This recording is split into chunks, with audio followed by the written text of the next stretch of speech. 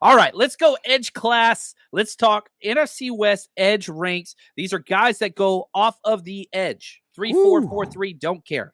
Outside linebacker, don't care. Do these guys blitz off the edge? We'll start alphabetical order again. We'll go Arizona first. BJ Ojulari and Dennis Gardeck, those are my starters for them, but they go spend a first-round draft pick on Darius Robinson. Could be an interior guy, could be an outside guy. Not really sure how they're going to use him, but edge is what I think he will wind up as. Victor Damikeji, Cameron Thomas, a lot of 49ers type guys. Xavier Thomas was a fifth-round pick this year. Jess Ludica and LJ Collier, the old first-round pick from the Seahawks, joins them. They got a deep squad over there now. They do, man. Coming off the edge, they are going to look to be fast and get to that quarterback, right? Did you mention Zaven Collins for the Cardinals? Man, I put him at linebacker. He blitzes some. I put him in the linebacker group because most of his snaps were there. But again, he's a hybrid guy. He's a hybrid guy. And so yeah, you want to include him here? No issue. No issues. Yeah, I actually like their edge rushers. I do, and I can't wait to see what Darius Robinson does. Will they line him up inside, outside? We'll see. But they do run a 3-4 type of defense, so we'll see what happens. But I kind of like I like their edge rushing. They got speed, they got a good combination, and we'll see what happens. So right now, since the first team we're talking about, they're number one. Right now, I got them ranked number one.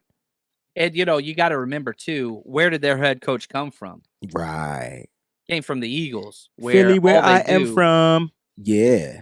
It's all edge rushers. And so that's what Jonathan Gannon's been about. That's what they do. Now let's go over to the Rams. Man, young. Gosh, so young. Byron Young and Michael Hoyt. But they also drafted Jared Verse in the first round. Florida State dude. They got Nick Hampton, Brennan Jackson. They drafted in the fifth round. And Ochun Mathis. Super young, super talented group. They're super young and talented, but Byron Young is a mother freaking force. Yeah. Like he's going to be one of the premier edge rushers in the NFL. And I knew that at the Senior Bowl. And I like him. I like him a lot. I hate that he plays for the Rams, but I like his play. And then they just added Florida State's Jared Verse. Listen, I know we don't talk highly of a lot of these rookies, but Verse looks like a guy that's going to get the job done on the left outside. He was my number one edge. I like them. I do. They're number one right now. They've just surpassed the Arizona Cardinals. Man. And it's funny because we're talking defensive tackles, and I think Byron Young and Kobe Turner were the only rookies last year to get over 8.5 sacks, and they're both on the same damn defensive front. But again, Aaron Donald's not there anymore, and so now the attention will shift to those guys. What's going to happen there? All right, let's go 49ers. We know these guys. Nick Bosa and Leonard Floyd. Woo! That's a pretty solid starting group. But now the questions start with the backups. Yatir Gross-Matos, Robert Bill Jr., Drake Jackson, Austin Bryant. What are those guys? Logan says big year for Robert Bill Jr. coming in. Summarize this defensive edge group for the 49ers. I agree with Logan because the question is, what is Drake Jackson going to do? Is he coming back healthy? He did post a video of him working out. You can see the scar on his knee. He's recovering from the surgery. That's why he hasn't been at the practices. I don't expect him to practice if he is at minicamp. I think he's still recovering from that. But if he's there, kudos to Drake. But I think it's going to be a good year for Drake. I think the key to this year is rotation. And so you're not looking to get starting quality snaps from Robert Bill Jr., Drake Jackson, and those guys. And that's okay. That's okay, right? Because the question is, what are they going to do when they have to come in to a football game? Can they give you that full burst out there off the edge and things like that? Can they contain the edge and the run? That's another thing we haven't even been talking about. Can they contain, right? And I think that they can. I think the speed from Robert Bill, I would love to see some of these different types of packages. I think the 49ers defensive line, even though the depth is young, right? The depth is young. I think that starting caliber capability out there is better than what it has been. And, you add Leonard Floyd to the group. I feel like the 49ers can finally get back to that 2019 type of front where they had power with Nick and as a young kid. And just imagine, he was a rookie then. So imagine how much more polished he is now. And then they had D Ford, who was the guy, the speed guy off the edge. And just imagine, they just got Leonard Floyd. I think a guy with double-digit sacks almost every single season he's played in the NFL, Yeah. without playing a lot of snaps shows a sign of what the Niners are looking to do. They go veterans outside. They mix it in with these young guys. I think the Niners defensive edge front is going to be serious this year. Ooh, I like it. All right, let's go Seattle last group. Boye Mafe and Derek Hall are their starters. Daryl Taylor and Uchenna Owusu, backup players. Undrafted free agent Nelson Caesar and undrafted free agent Sundiata Anderson. Weird group, if I'm going to be honest with you. I like Boye Mafe. He's from Minnesota. But other than that, I think they're going to struggle in this particular department. And I don't really like their group of edge rushers. I think their power is up front. You know what I'm saying, as far as the defensive interior guys.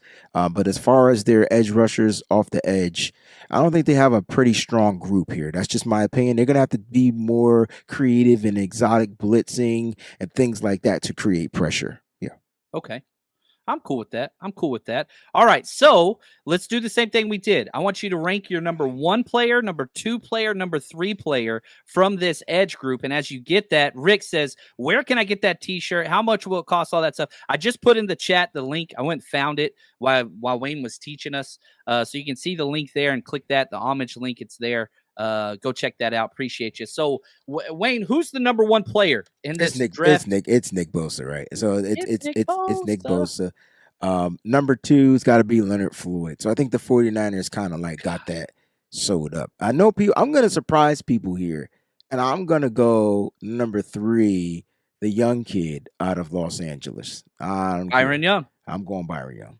Yeah, this one's because not rough, but I went Byron Young as well. I would not have been upset if you said BJ Ojolari. I would not be upset if you said Dennis Garnick. I would not be upset if you said Boye Mafe. Like, there's a lot of guys in that second caliber, but I'm with you.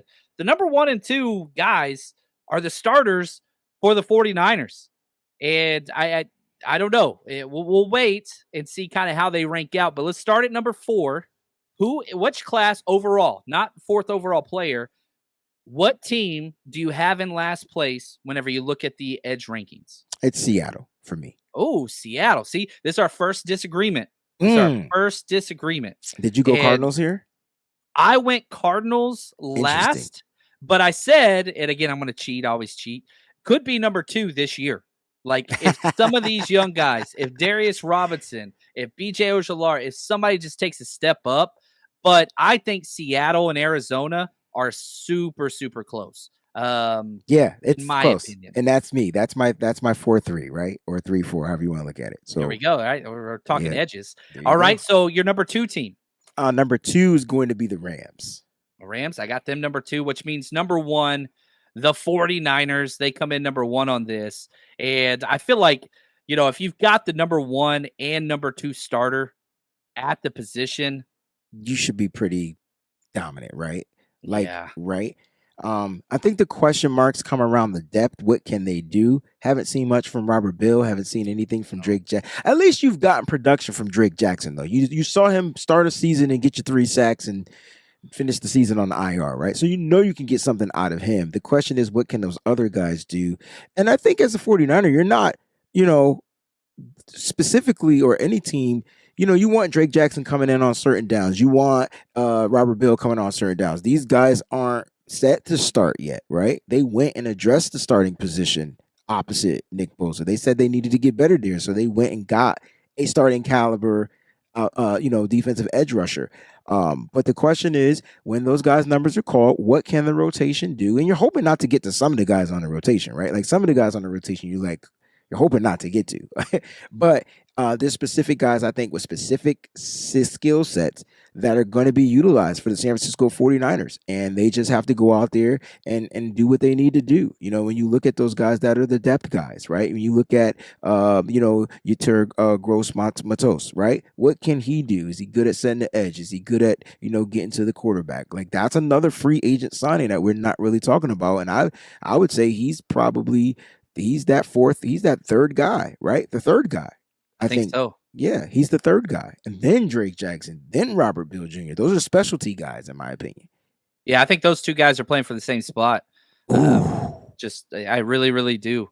And, what's going to come after that? We just saw the 49ers sign tight end Logan Thomas, and you waived one of the back end Robert Johnson the third, D-line guy. I would not be shocked if they bring in another edge guy at some point. But I got a question here from Eric that I want to kind of get your answer from. He says, is Leonard Floyd an upgrade from Chase Young, Wayne? Yeah, I mean, I think as far as production, yes, right. So if you talk about from a production standpoint, he's the upgrade, right? He's a guy that rushes off the edge a lot differently than what Chase Young did.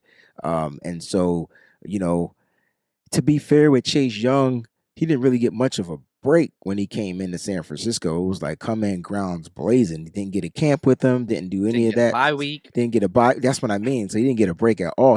His first week off was when we secured the NFC West and we had that week off. I think that was crazy. But far as production in 2023, yeah, it's an upgrade, right? It's an upgrade. And I think it's fit to the system too, right? The Niners were looking to add something to boost them up. And I think that's what Chase Young was supposed to be, a boost. But I think the Niners upgraded at the edge rushing position by signing Leonard Floyd in free agency. Yeah, you know what you're getting. You know what I mean? Like, he's somebody that's done it for 9 years. Now, if you look at the contracts, Chase Young got paid more. He got 13. But he's younger, though, right? 10, but he's younger. So you're betting on the upside with Chase Young and all that stuff. If you're asking me a championship caliber team where the 49ers are, we saw what Chase Young was on this team, which was good. He had a good Super Bowl, but a lot of negatives. You limit the negatives. You might not get as many explosives where he just like manhandles a dude, whatever else.